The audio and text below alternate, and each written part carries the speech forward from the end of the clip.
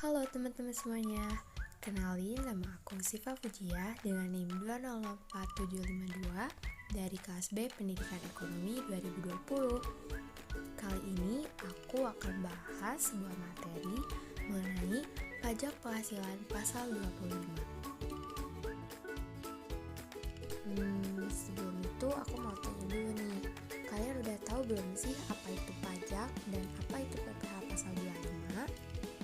Kalau belum, sini aku kasih tahu.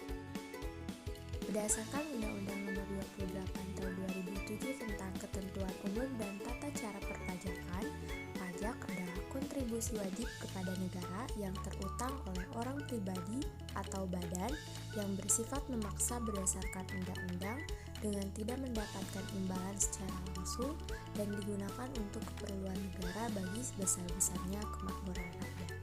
Jadi intinya, pajak itu iuran wajib kepada kas negara ya teman-teman. Nah, pajak ini ada beberapa macam ya teman-teman. Salah satunya adalah pajak penghasilan. Pajak penghasilan ini dikenakan terhadap wajib pajak dalam satu periode tertentu yang dinamakan tahun pajak. Jadi, penghitungan PPh dilakukan setahun sekali yang dituangkan dalam SPT tahunan. Nah, supaya pembayaran pajak tidak dilakukan sekaligus yang bakalan memberatkan wajib pajak, maka dibuatlah mekanisme pembayaran pajak di muka atau pembayaran cicilan setiap bulan. Itulah yang disebut dengan pajak penghasilan pasal 25, yaitu pembayaran angsuran atau cicilan. Tujuannya adalah untuk meringankan beban wajib pajak, mengingat pajak yang terutang harus dilunasi dalam waktu 1 tahun. Jadi, wajib pajak punya kesempatan nih buat mengangsur pajaknya selama 1 tahun. Besarnya angsuran PPh pasal 25 harus dihitung sesuai dengan ketentuan. Pada umumnya, cara menghitung PPh pasal 25 didasarkan kepada data SPT tahunan tahun sebelumnya. Artinya, kita mengasumsikan bahwa penghasilan tahun ini sama dengan penghasilan tahun sebelumnya. Tentu saja nanti akan ada perbedaan dengan kondisi sebenarnya ketika tahun pajak sekarang sudah berakhir. Maka selisih tersebutlah yang akan kita bayar sebagai kekurangan pajak di akhir tahun nanti. Apabila selisihnya menunjukkan lebih bayar, maka kondisi ini dinamakan restitusi atau wajib pajak meminta kelebihan pembayaran pajak yang telah dilakukan.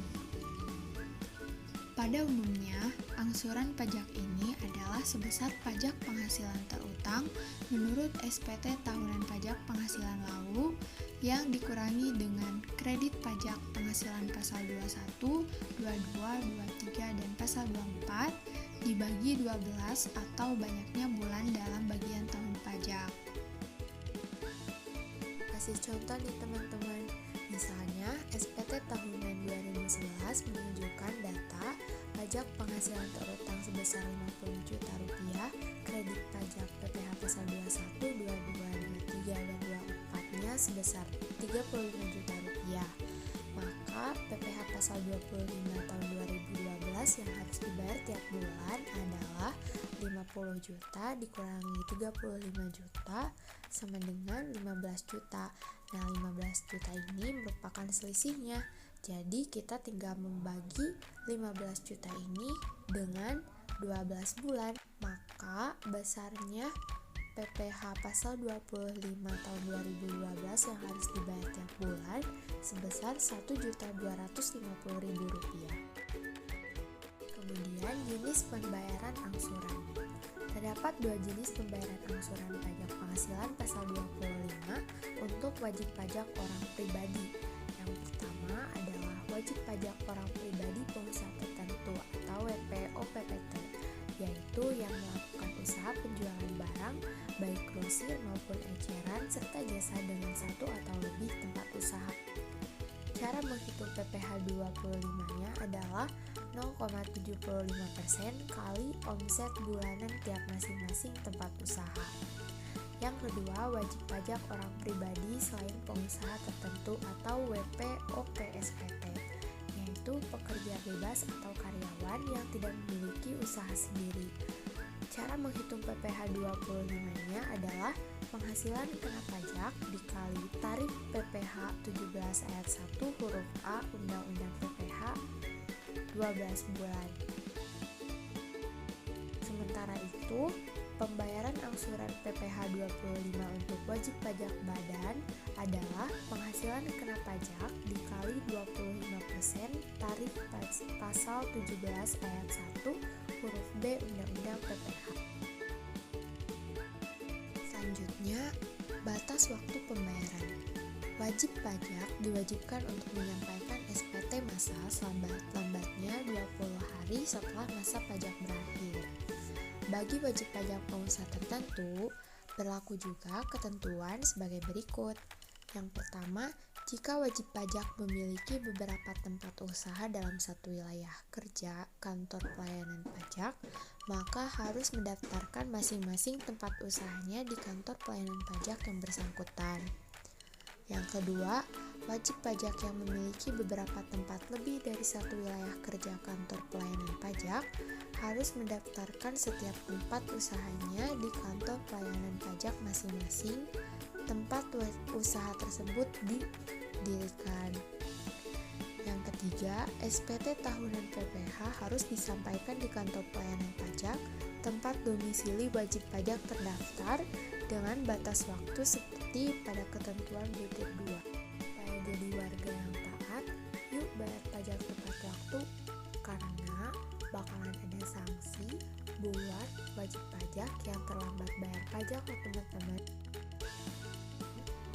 Sanksinya adalah apabila wajib pajak terlambat membayar, wajib pajak akan dikenai bunga sebesar 2% per bulan yang dihitung dari tanggal jatuh tempo hingga tanggal pembayaran.